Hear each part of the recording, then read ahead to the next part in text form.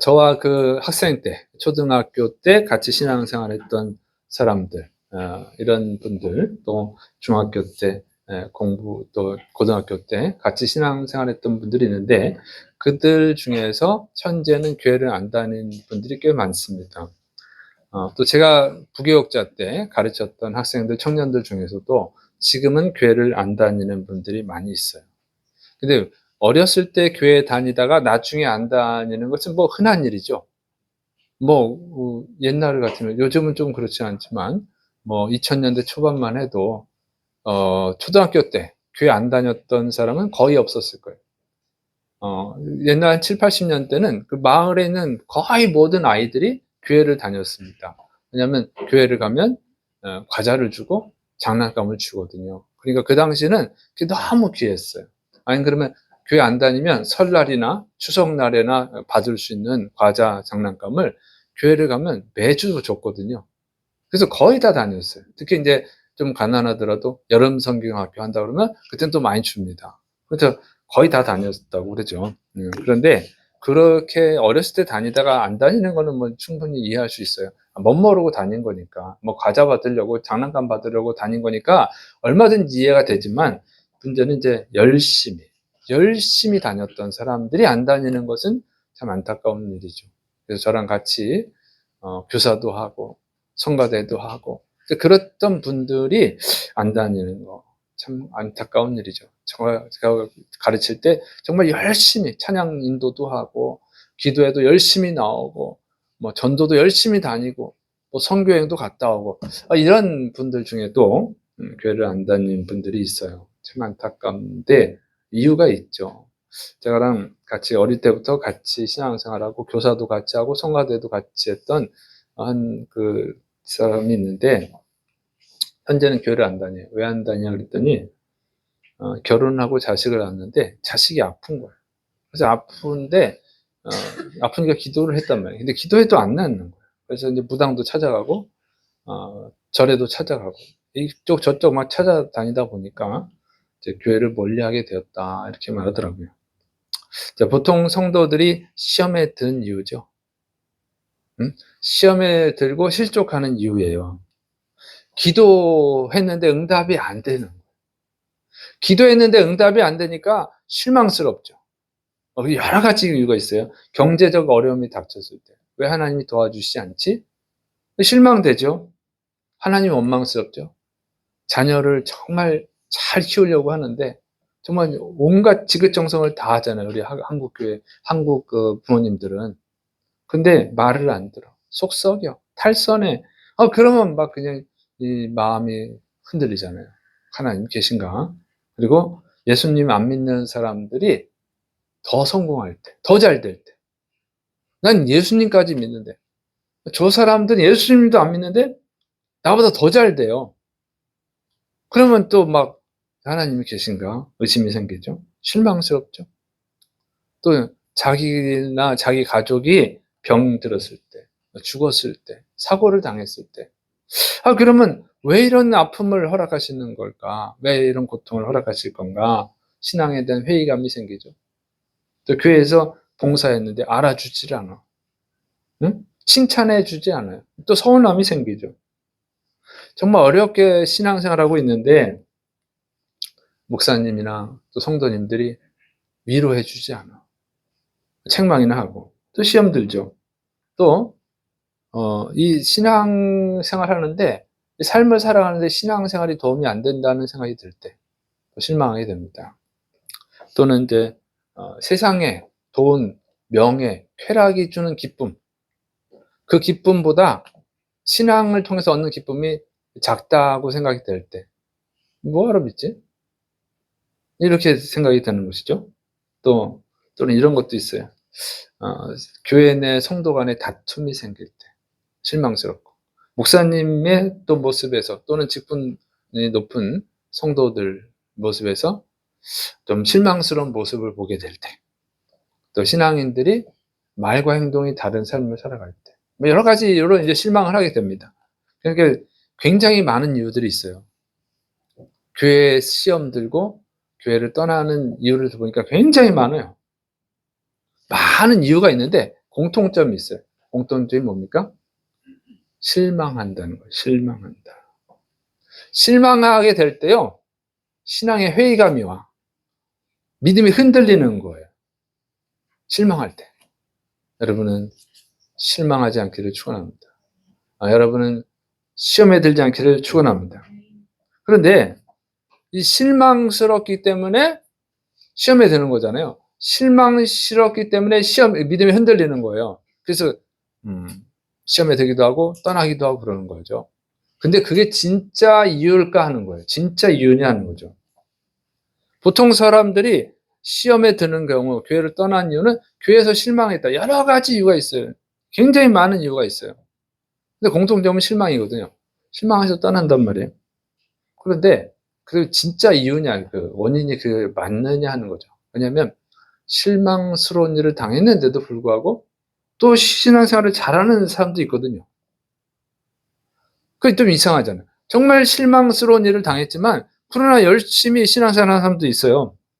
사업이 망했다고 해서 다 실망하고 시험에 들지는 않거든요. 사업이 망했어도 더 열심히 하는 분도 있고, 자녀가 말을 안 듣는다고 해서, 탈선했다고 해서 시험에 드는 건 아니에요. 내가 부족하구나 하고 더 열심히 하는 분도 있어요. 뭐 심각한 병에 걸려서 다 시험에 들지는 않습니다. 병에 걸리면 더 열심히 기도하는 분도 있거든요. 그러니까 이분들은 실망스러운 일을 당했는데 왜 시험에 안 들까요? 왜 하나님을 멀리하지 않고 오히려 더 하나님을 가까이 하죠?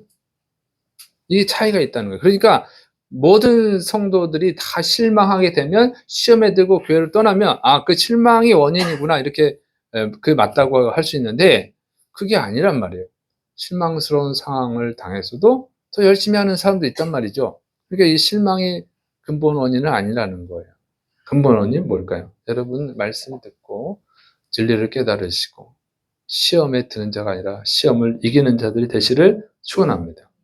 오늘 본문 말씀을 보면 실망하고 시험에 들 수밖에 없는 상황입니다.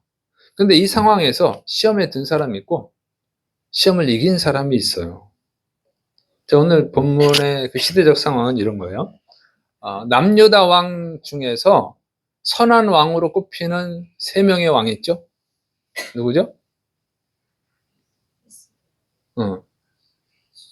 누구? 히스기야, 또 요시야, 또 여호사밧이에요. 여호사밧, 히스기야, 요시야, 여기 순서가 이렇게 됩니다. 그 중에서 이 3명의 왕, 3명의 왕 중에서 가장 선한 왕이 누구죠? 요시야. 전 요시야라고 봅니다. 요시야예요. 가장 하나님을 잘 믿었어. 가장 유월절을 잘 지켰어. 가장 종교육을 확실히 했어요. 근데 정말 하나님 말씀을 잘 지킨 요시야 왕이죠.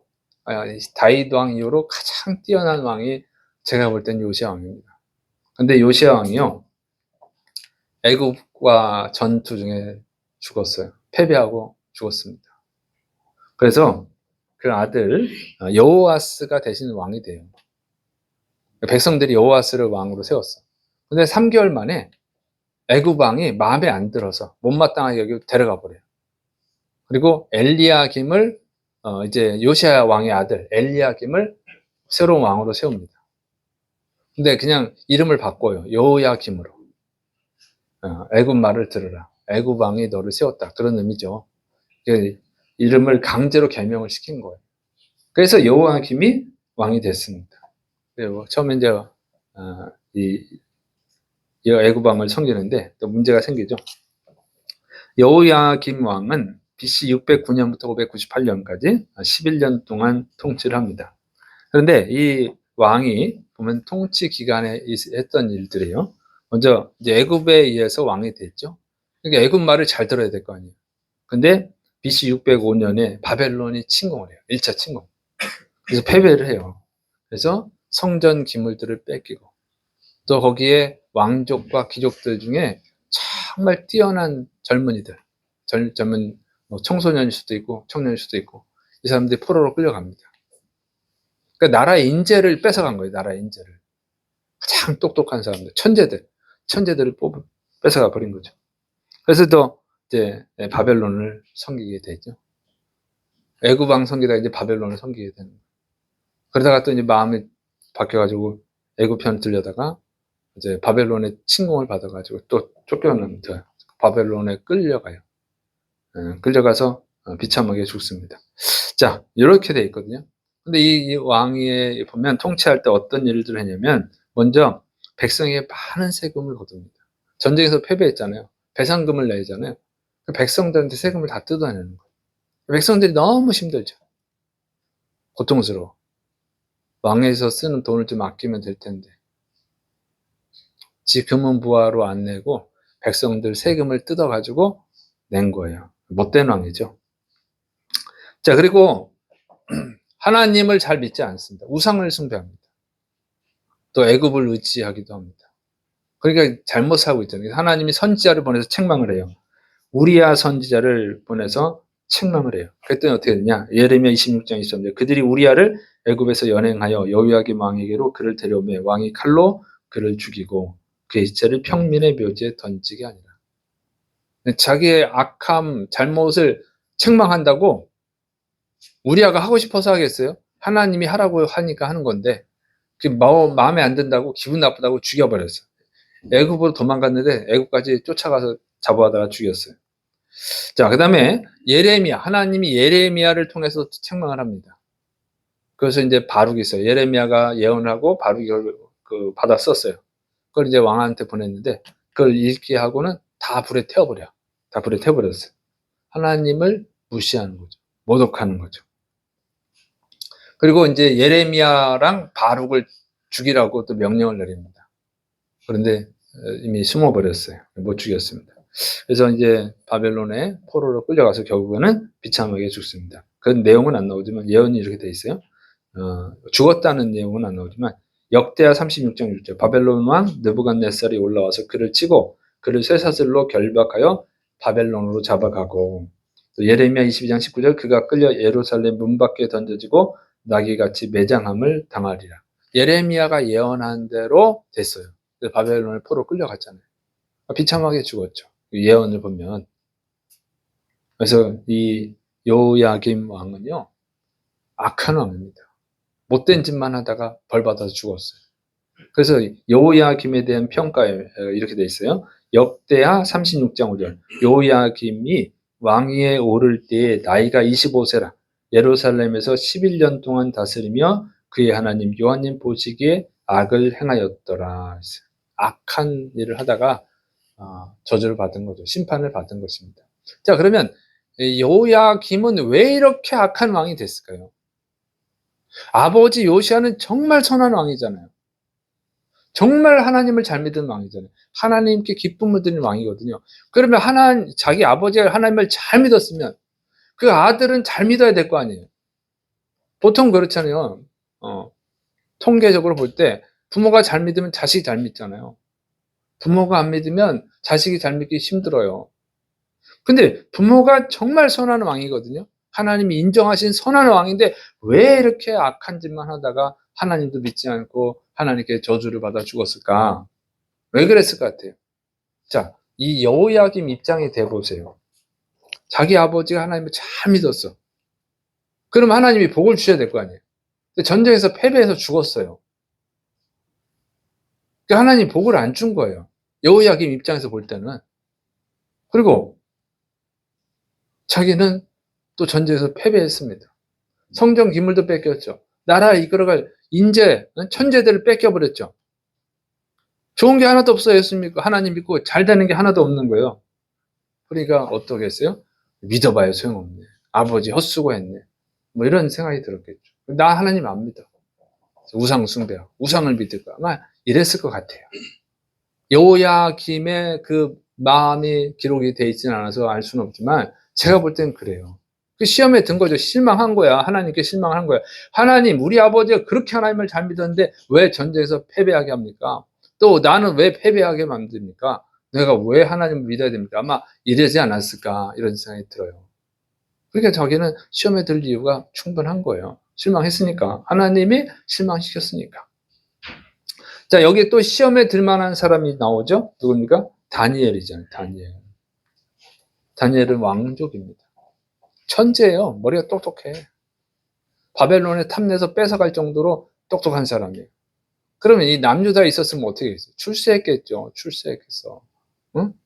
굉장히 높은 위치에 있을 거고. 왕족이니까 이미 부유해요. 부유해. 응? 얼마나 출세를 하고 얼마나 행복하게 잘 살 수 있었겠어요? 근데 하나님을 잘 믿었단 말이에요. 근데 전쟁에서 패배했어요. 포로로 끌려갑니다. 고향에서 살 수가 없어. 부모랑 생이별을 해야 돼요.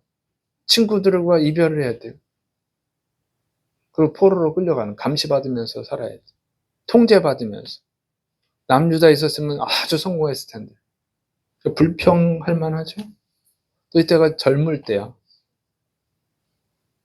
이 젊을 때 얼마나 꿈이 많을 때입니까? 꿈이 다 깨져버렸어. 시험에 들만해요, 안 들만해요? 시험에 들만하잖아요. 실망할 만하잖아요. 하나님이 어디 계시냐고 할 만하잖아요. 시험에 들었냐 하면 시험에 들지 않아요. 이 다니엘은 놀라운 신앙을 보여줍니다. 이 왕이 이 집을 제공하고 좋은 음식을, 고기를 제공하고 좋은 포도주를 제공해요. 그거 안 먹어요. 왜 안 먹냐고. 그러면 또 반항하는 거예요. 왕이 기분 나쁘고 죽일 수도 있잖아요. 그런데도 그것을 거부합니다. 야채를 먹고 물을 마셔요. 누가 더 건강한지 보자고. 내기하죠. 이런 거 하고. 이제 시험에 들지 않았어요. 그리고 이 다니엘이 꿈을 잘 해석하잖아요. 기가 막힌 해석을 해내죠. 그러니까 국무총리가 되잖아요. 그러면 어떻게 합니까? 하나님이 가르쳐 주셨다고. 하나님께 영광을 돌리는 거예요. 내가 똑똑하다고 그게 아니고 하나님이 가르쳐 주셨다고. 하나님께 영광을 돌립니다. 또 이제 이 바벨론이 망하고 바사가 새로 이제 바벨론 정복했죠. 바사 제국 시대 때 또 국무총리가 되는데 기도하면 사자굴에 넣겠다는 기도를 중단하잖아요. 이 사람은 정말 어릴 때부터 늙어 죽을 때까지 하나님께 충성했어요. 시험에 들만 하잖아요. 지금 똑같은 상황이잖아. 그 여호야김보다 더 나쁜 상황이지. 여호야김은 그래도 안 끌려가고 지금 계속 왕으로 통치하잖아요. 어쨌든. 근데 다니엘은 끌려갔어요. 얼마나 화가 나. 얼마나 실망스럽냐고. 근데 시험에 안 들어요. 시험에 안 들죠. 여러분, 실망스러운 상황이 있다고 시험에 드는 것이 정당화되지 않아요. 그건 핑계라고 하는 거예요. 누구나 모든 사람이 다 실망하고 시험에 들면 그게 맞는 거예요. 그러나 누구는 시험에 들지 않거든요. 실망하지 않거든요. 그럼 그건 틀린 답이지. 실망스러워서 시험에 들어서 하나님을 멀리했다. 그것은 정답이 아니고 합당한 게 아니고 핑계라고 하는 것입니다. 자, 그럼 다니엘은 왜 시험에 들지 않았을까요? 왜 다니엘은 정말 하나님께 더 충성을 했을까요? 이렇게 돼 있어요. 다니엘서 1장 8절. 다니엘은 뜻을 정하여 왕의 음식과 그가 마시는 포도주로 자기를 더럽히지 아니하리라 하고, 그렇게 돼 있죠. 다니엘은 뜻을 정했다. 뜻을 정했다. 뜻을 정했다라고 하는 뜻이 뭐냐면 결심했다 이런 게 아니고 마음에 원칙을 세웠다. 원칙을 세웠다 이런 뜻이에요. 그러니까 상황에 따라서 선택하는 게 아니라 원칙은 어떤 상황에서 그것을 지키는 게 원칙이거든요. 어떤 상황에서도 이 원칙을 지키겠다. 그걸 지킨 거예요. 그럼 어떤 원칙을 세웠느냐면 다니엘은 어떤 상황에서 불평하지 않겠다 하는 원칙을 세웠어요. 다니엘은 불평하는 게 없습니다. 다니엘은 어떤 상황에서도 하나님께 감사하겠다. 이 원칙을 세웠어요. 정말로 어떤 상황에서도 그는 감사했습니다. 사자굴에 불에 던져질 때도 감사했어요. 그렇게 기록되어 있잖아요. 자, 그리고 어떤 상황에서도 우상 숭배하지 않겠다. 우상 숭배하지 않죠. 어떤 상황에서도 하나님의 뜻을 거역하지 않겠다. 그래서 하나님의 뜻을 거역하지 않습니다. 또 어떤 상황에서도 기도를 중단하지 않겠다.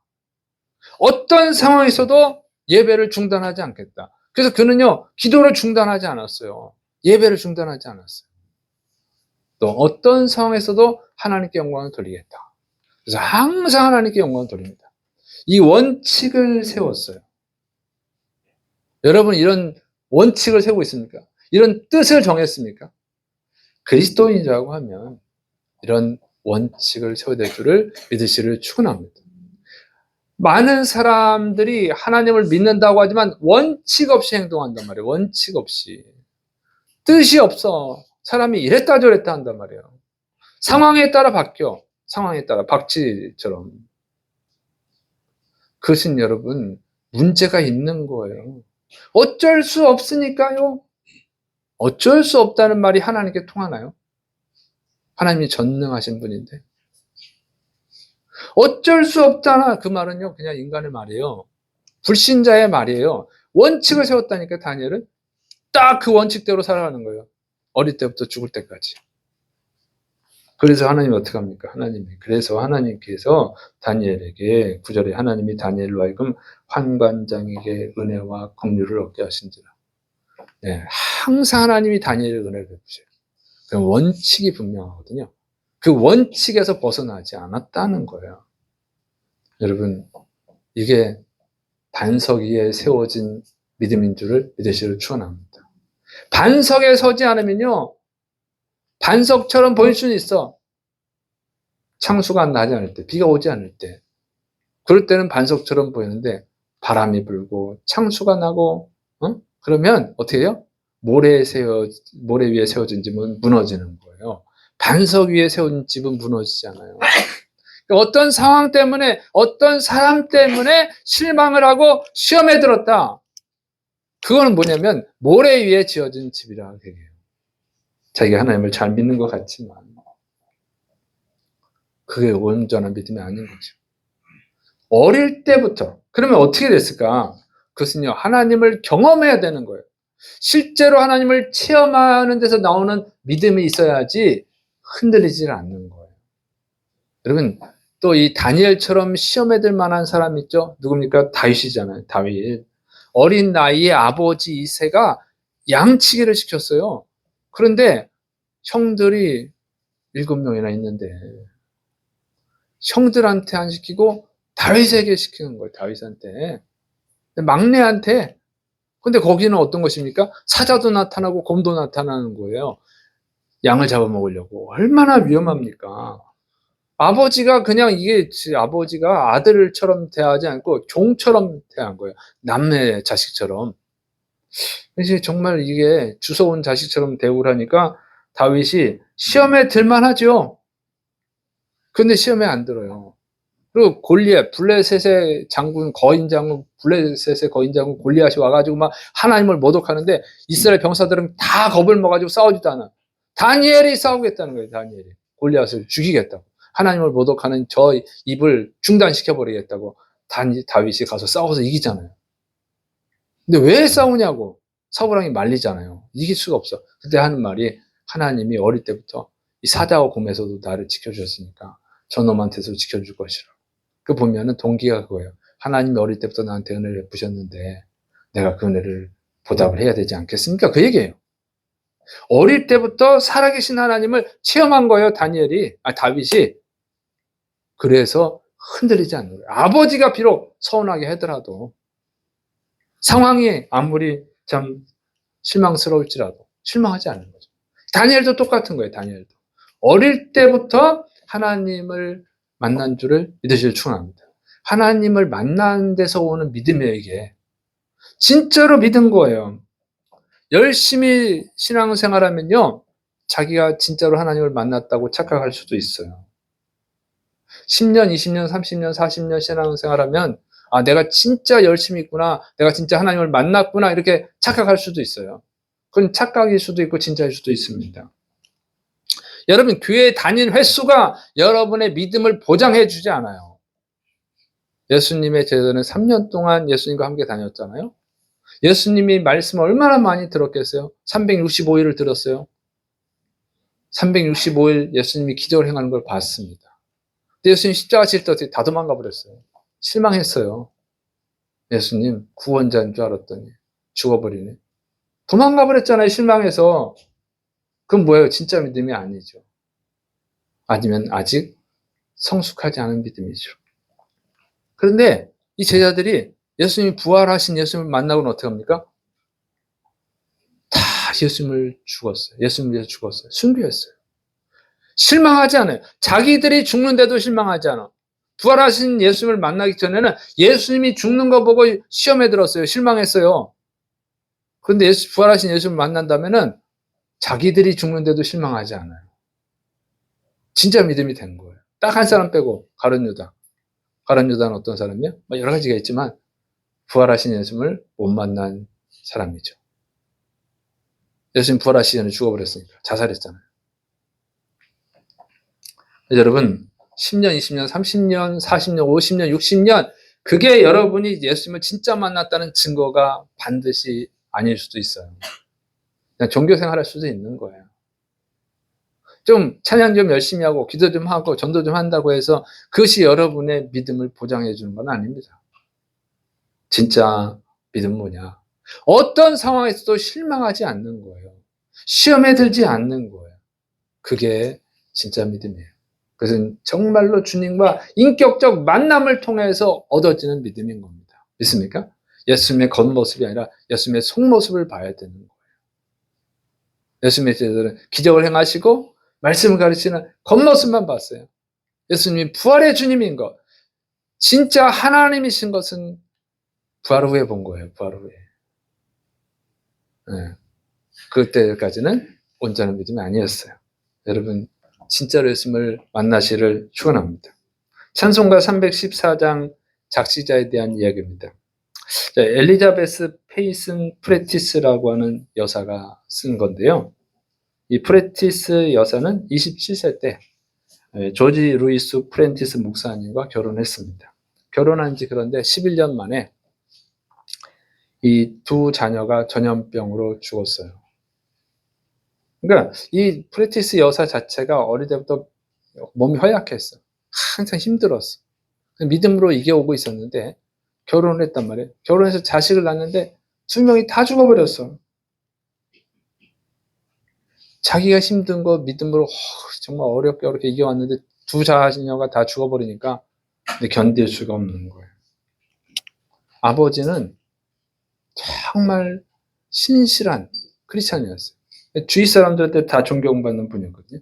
그분 밑에서 자라서 이 프레티스 여사 역시 정말 독실한 크리스찬이 된 거예요. 그리고 그래서 남편, 목사가 남편인 사람 결혼해서 정말 더욱더 하나님께 충성을 했습니다. 자기를 보니까 과거부터 현재까지 뭐 잘못한 게 없어. 하나님께 충성한 것밖에 없어요. 몸이 허약함에도 불구하고 하나님께 감사하고 예배 잘 드렸는데 자기 자녀가 죽어버렸단 말이에요. 두 명이나. 얼마나 실망스러워요. 배신감이 드는 거예요. 하나님에 대한 배신감. 다른 사람은 어려움을 당해도 그래도 나는 하나님 지켜줘야 되는 거 아닌가. 이런 서운함이 생긴 것이에요. 성도들이 찾아와서 위로를 해줍니다. 사목은 사모님이잖아요. 사모님이 성도를 위로해 줘야 되는데 성도들이 찾아와서 위로를 해줘요. 위로가 안 돼요. 집에서 밥도 해주고 청소도 해주고 성도들이 정말 열심히 헌신했는데 위로가 안 돼요. 위로가. 어느 날 이제 자기 남편 목사님과 함께 자녀들의 묘지에 다녀와서 이런 말 합니다. 이제 우리가 무엇을 해야 합니까? 가정이라는 배가 파손을 했는데 어떻게 해야 됩니까? 희망이 산산조각이 났습니다. 뭘 해야 됩니까? 이제 이 사모님이 남편한테 얘기를 한 거죠. 그랬더니 남편이 이렇게 말하기, 남편 목사님이, 남편 프렌티스 목사님이 우리가 오랫동안 가르쳐온 믿음을 보여줄 수 있는 기회가 되지 않았습니까? 하나님이 우리를 징계하시는 게 아니라 우리를 연단하시는 것입니다. 지금이야말로 하나님께 영광을 나타내는 것입니다. 나타내주는 시간입니다. 이렇게 말을 했대요. 그 말을 들으면 위로가 됩니까? 자식이 죽었는데 화가 나는 거죠. 이성적으로 화가 나는데 또 한편으로 생각해보니까 저 남편하고 나의 믿음의 차이가 뭐냐 이걸 생각하게 된 거예요. 기도를 한 거예요. 하나님을 정말 만나봐야겠다. 이런 생각이 드는 거죠. 자기도 힘들지만 남편도 힘들잖아. 자기 너무 괴로워. 남편은 안 괴로워? 자식이 죽었는데 괴롭죠. 그런데 이 시험에 든 사모까지 또 위로해줘야 돼.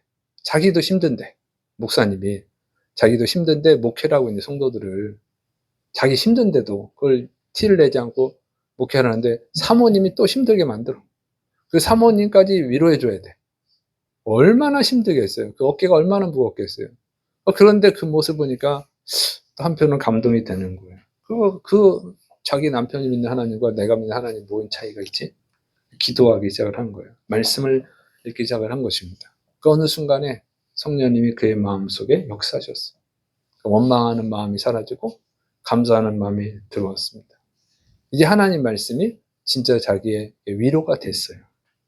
그 경험을 바탕으로 찬송가 314장을 지은 겁니다. 그렇게 됐죠? 내 구주 예수를 더욱 사랑 엎드려 비는 말 들으소서. 내 진정 소원이 내 구주 예수를 더욱 사랑 이렇게 되어 있습니다. 2절 가사는 이렇게 되죠. 이전엔 세상 나 기뻤어도 지금 내 기쁨은 오직 예수. 다만 내 비는 말 내 구주 예수를 더욱 사랑. 3절 이 세상 떠날 때 찬양하고 숨질 때 하는 말 이것일세. 다만 내 비는 말 내 구주 예수를 더욱 사랑. 이렇게 되어 있습니다. 이 전에는 정말 세상에서 잘 되는 것, 자녀들이 잘 되는 것에서 기쁨을 얻었는데 이제 예수님을 만나고 예수님 자체가 기쁨이 된 거예요. 여러분, 자식을 잃은 것은 정말 큰 슬픔이죠. 그러나 하나님은 인간을 구원하기 위해서 자식을 내어주셨습니다. 자식이 아무리 귀한 자식이라 할지라도 하나님의 아들보다 귀할 수 있을까요? 내 자식이 아무리 이쁘고 착하게 보인다 할지라도 죄가 없을까요? 내 자식은 이쁘도 다른 사람들, 아이 전 못된 놈의 자식 이럴 수 있어요. 그러나 예수님은 아무런 죄가 없잖아요. 예수님은 죽을 이유가 없잖아요. 사람은 다 죄 때문에 죽는 것입니다. 그런데 예수님은 죄가 없어요. 죽을 이유가 없어요. 그런데 하나님이 인간을 죄에서 구원하기 위해서 아무런 죄도 없는 온 우주보다 귀하신 예수님을 십자가에 내어주신 거예요. 예수님은 우리를 구원하기 위해서, 여러분을 구원하기 위해서 십자가에서 자신의 생명을 내어주셨습니다. 여러분, 내 자식이 아무리 귀해도 죄가 있잖아요. 나한테 귀한 거지 다른 사람한테 귀한 건 아니잖아요. 어쩌면 그 자식이 잃어버리면 슬프잖아요. 그 하나님은 아무런 죄도 없으시고 온 우주보다 귀하신 독생자 예수님을 내어주실 때, 그 아들이 죽을 때 마음이 안 아팠을까요? 얼마나 아프셨을까? 그런 예수님은, 하나님은 아무 말 없이 내어주셨습니다. 아무 조건 없이 내어주셨어요. 예수님도 아무 이유 없이, 아무 조건 없이 우리 위해서 죽으셨습니다. 그것이 하나님의 사랑인 줄을 믿으시기를 축원합니다. 그것이 예수님의 사랑이에요. 이 진리를 안다면 하나님을 안 사랑할 수가 없는 거예요. 이 진리를 안다면 여러분 시험에 들 수가 없는 거예요. 정말 이 진리를 깨달을 때 예수님을 자신의 주인으로 영접하고 하나님을 자신의 아버지로 주인으로 영접하게 되는 줄을 믿으시기를 축원합니다. 그래서 성경은 뭐라고 그래요? 사람을 보지 말고 상황을 보지 말고 예수님을 보라고 하는 거예요. 히브리서 12장 2절 믿음의 주요 또 온전하게 하시는 이인 예수님을 바라보자. 그는 그 앞에 있는 기쁨을 위하여 십자가를 참으사 부끄러움을 개의치 아니하시더니 하나님 보좌 우편에 앉으셨느니라. 여러분 정말로 예수님은 아무런 죄가 없었어요. 하나님의 아들입니다. 하나님이십니다. 인간을 사랑하셔서 인간을 대신해 십자가 죽으셨어요. 여러분, 그 예수님을 바라보시를 축원합니다. 여러분, 어떤 상황 때문에 시험에 들었다고, 실망하고 시험에 들었다고 말하면 안 돼요. 왜냐하면 하나님은 상황을 보라고 하지 않으시거든요. 예수님을 보라고 하시잖아요. 누구 때문에 시험 들었다고 말하면 안 돼요. 그건 불순종이에요. 하나님은 예수님을 보라고 그러잖아요. 왜 시험들 사람을 봅니까? 시험에 안 들게 하신 예수님을 봐야지. 왜 죄인을 보고 시험에 들었다고 하나요? 죄인을 보면 당연히 시험에 들죠. 죄 없으신 예수님을 봐야 시험에 안 드는 것입니다. 여러분, 예수님을 바라보시를 축원합니다. 자, 누구 때문에 그 시험 실망하고 시험에 들었어요? 그 얘기는요, 자기가 죄인이라고 고백하는 것밖에 안 돼요. 왜냐면 여러분, 누구 때문에 실망했다, 내가 시험에 들었다, 그게 정당한 것 같잖아요. 그게 정당한 게 아니라는 거죠. 그건 무슨 얘기냐면, 누구 때문에 실망했어요, 누구 때문에 시험에 들었어요, 나는 잘못이 없는데 저 사람 때문에 그런 거예요, 그러잖아요. 내 잘못이 아니고 저 사람 잘못이라는 거예요. 그런데 정말 자기는 잘못이 없을까 하는 거예요. 저는 저 자신에게 실망할 때가 있어요. 내 자신에게 내가 실망합니다. 여러분은 안 그러시나요? 여러분은 여러분 자신한테 실망하지 않나요? 내가 누구 때문에 실망했어요, 누구 때문에 시험에 들었어요, 그렇게 말할 때 나는 의로운데 저 사람이 잘못한 거, 이런 말이 되는 거잖아요. 그런데 내가 그렇게 말할 때 누군가는 나 때문에 시험에 들 거라고. 응? 여러분 때문에 누군가는 실망할 거라고요. 왜? 우린 죄인이니까. 다 똑같잖아요. 응? 누구 때문에 실망했어요? 그 말은 악한 말이에요. 그렇게 말하는 나는 의로운 줄 아는데 분명히 나 때문에 누군가 실망하거든요. 누가 시험에 들거든요. 왜 저 사람은 저 모양이지? 똑같은 죄인이거든요. 여러분, 심지어 가족끼리도 실망하지 않습니까? 여러분, 자식한테 실망하지 않아요? 여러분, 남편한테 실망하지 않아요? 여러분, 부인한테 실망하지 않아요? 여러분, 부모님 때문에 실망하지 않아요? 부모님께? 그럼 자기 가족끼리도 다 실망하는 거야, 인간은. 왜 남 얘기까지 해? 남 얘기 당연한 거지. 그리고 나도 누군가한테 분명히 실망을 끼치고 있다. 누군가를 시험에 들게 하고 있다는 거예요. 그래서 사람을 보면 안 돼요. 성경은 사람 보지 말고 예수님 보라고 가르치고 있는 줄을 믿으시를 축원합니다. 왜 예수님 보라고 하는 예수님은 안 보고 자꾸 보지 말라고 하는 사람을 보고 상황을 보냐고. 주님을 보시기를 축원합니다. 그 은혜가 너무 커서, 그 사랑이 너무 커서 시험에 들 수가 없어요. 감사하고 또 감사하고 또 감사하게 될 줄을 믿으시를 축원합니다. 그 다니엘은 어릴 때부터 그 하나님을 만난 거예요. 체험한 거예요. 사자굴에 던져 넣는다고 해도 감사하잖아요. 감사하고 감사 기도하다가 발각이 돼가지고 사자굴에 던져줬잖아요. 믿습니까? 그는 정말로 진짜로 하나님을 체험하고 만나고 믿게 되어진 줄을 믿으시를 축원합니다. 어떤 상황도 보지 않아요. 남유다가 망하는 상황, 자기가 포로로 끌려온 상황, 자기 부모님과 헤어지는 상황, 통제받게 된 상황, 이런 거 보지 않아요. 다 인간의 죄일 뿐이지. 또는 하나님의 연단일 뿐이지. 하나님은 변함없이 사랑이시고 변함없이 항상 좋은 길을 인도하시는 것입니다. 그렇게 다니엘이 하나님만 바라보고 믿었을 때, 그는 바벨론에서도 포로를 끌려갔지만 국무총리가 되고, 그 바벨론 제국이 망하고 바사 제국에 또 포로가 됐지만 바사 제국에서 또다시 뭐가 돼요? 국무총리가 되어지는 복을 받은 줄을 믿으시를 축원합니다. 무엇보다도 성경에 이렇게 영원토록 존경받는 믿음의 사람이 된 거예요. 여러분, 하나님만 바라보시를 축원합니다. 예수님만 바라보시를 축원합니다. 어떤 상황에서 어떤 사람에게도 실망하지 마세요. 주님 바라보시고 원칙을 세우세요. 원칙을. 나는 절대로 불평하지 않겠다. 나는 반드시 감사하겠다. 나는 어떠한 상황에서도 기도를 중단하지 않겠다. 예배를 중단하지 않겠다. 나는 어떤 상황에서 반드시 하나님께 영광을 돌리겠다. 이런 원칙을 세우시를 축원합니다.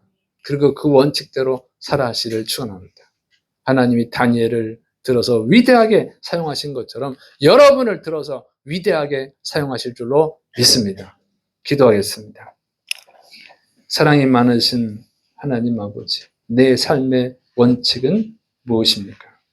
나는 어떤 뜻을 정하고 살아가고 있습니까? 상황에 따라서 그때그때 상황을 봐가면서 때로는 하나님께 영광 돌리고 때로는 원망하고 이런 수준 낮은 신앙생활하지 않도록 붙들어 주옵소서. 하나님은 완전하시고 하나님은 완전하신 사랑을 또 베푸셨습니다. 독생자 예수님까지, 죄 없으신 예수님까지 우리를 구원하기 위해서, 나를 구원하기 위해서 십자가에 내어 주셨습니다. 이 사랑의 하나님, 이 사랑의 예수님을 바라보고 일평생 하나님께 영광 돌리고 또 하나님 기뻐하시는 삶을 살아가는 원칙을 세우게 하시고 그 원칙에서 흔들리지 않게 하여 주시옵소서. 주의 백성들의 삶이 다니엘처럼 위대한 삶이 되게 하여 주옵소서. 또 기도합니다. 기도할 때 아픈 부위에 손 얹으시기 바랍니다. 주여 이 시간에 또 주의 백성들을 치료하여 주시옵소서. 아직 믿음이 연약한 자들이 있습니다. 성령의 불로 깨끗하게 고쳐주심으로 살아계신 하나님을 체험하고 진정으로 예수님을 자신의 구세주로 주인으로 영접하는 역사가 일어나게 하여 주옵소서. 이제 내가 예수님의 이름으로 저주하노니 주의 백성들을 괴롭히는 더러운 질병은 떠나갈지어다. 예수님의 이름으로 꾸짖노니 모든 악한 질병은 소멸될지어다. 또 인생의 삶의 문제도 주님 해결하여 주시옵소서. 아직 믿음이 연약하오니 믿음을 더하여 주시옵소서. 주님이 치료하심 믿고 예수님의 이름으로 감사하며 기도드립니다. 아멘.